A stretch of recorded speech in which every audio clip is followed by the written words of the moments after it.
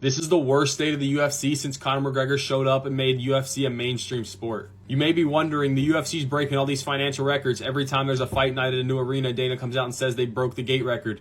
But that means nothing, and I'll prove to you why the UFC's at an all-time low. As much as the UFC is an international business, most of the money comes from American-based resources. So not having a UFC champion after Jon Jones retired that's based in the US is a huge problem for the UFC. And to pile onto that, the international fighters that are champions, barely any of them actually sell like they used to. If you go through the pound-for-pound rankings, Ilya and Islam are both bona fide superstars that sell. Volk is kind of on the decline, and it's hard for him to sell without having a good competitor with him. Merab can't headline a pay-per-view by himself.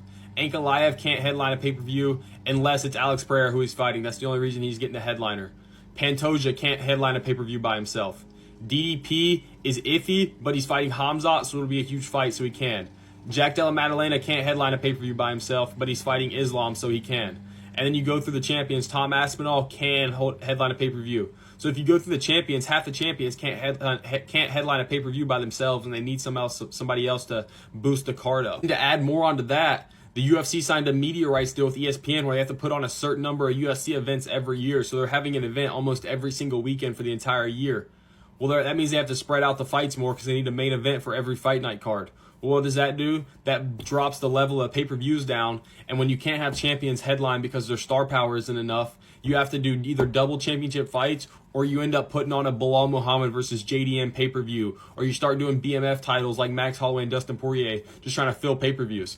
So they don't have star power. They don't have American fighters that are doing well. They tried their hardest to get Sean O'Malley back to being a champ, but he's never going to beat Merab.